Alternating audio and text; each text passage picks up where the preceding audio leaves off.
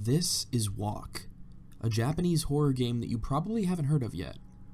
In Walk, you play as a child running home from school, but on your way home, something stalks you. The streets are completely desolate and empty aside from a few crows and abandoned vehicles. It gives you this awful feeling of dread, a feeling like the whole world is empty except for you and this shadowy creature. It's lanky and massive and has a terrifying grin on its pale face. The entity walks around slowly, and when it's approaching you, you need to hide so it doesn't rip you apart brutally. This game may look 20 some odd years old, but in reality this game came out in 2020. It's part of an indie game compilation called the Haunted PS1 Demo Disc, where game devs made scary PlayStation 1 inspired short demos. Walk was my favorite of the collection, perfectly capturing that feeling that's so hard to replicate with modern graphics. That low poly look has a certain charm to it that's just a treasure trove for scary concepts. All the textures are real photos that have been stretched around low poly models, and when you move, the textures move and shift ever so slightly like the old games used to do. That bleeding effect on the textures causes this weird looking phenomenon. It seems like everything around you is breathing, but that breathing is a stark contrast to the landscape of the game, completely abandoned streets.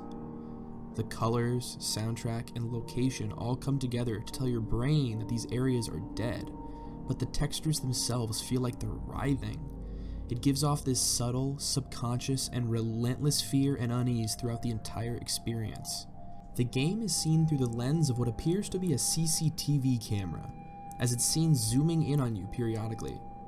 This camera placement is what makes the game what it is.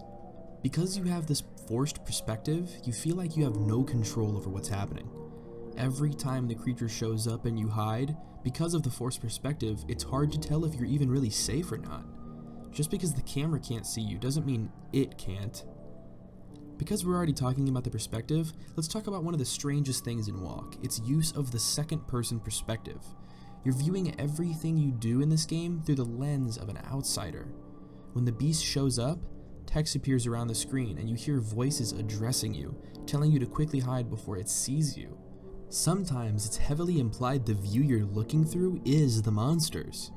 And in my personal favorite part of the game, and maybe one of the scariest scenes in a game I've seen recently, the entity catches up to you and we see ourselves running away as we watch it all unfold from the eyes of the stalker.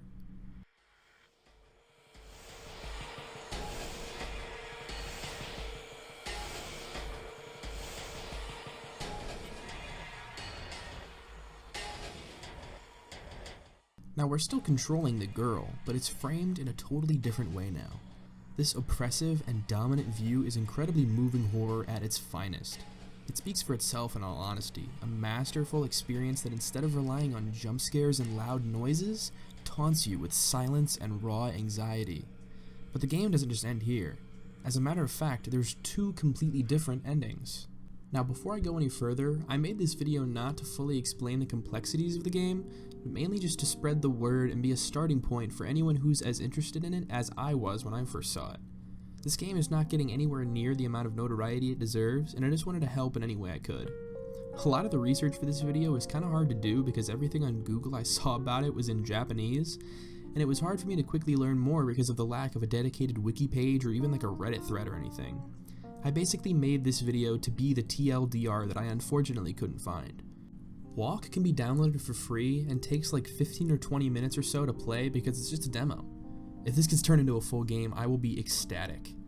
I won't spoil the ending or anything, mostly because I don't really think I'm smart enough to talk about what it means in a meaningful and worthwhile way like someone else could. I will leave a link to the game download though if you'd like to take matters into your own hands. The game has two endings, but they're so cryptic and eerie that I'd prefer if you either played them yourself or saw someone who knew what they were talking about explain it.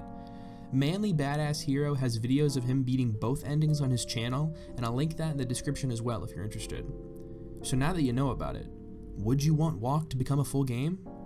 Could there be more mysteries lurking in the demo that just haven't been discovered yet?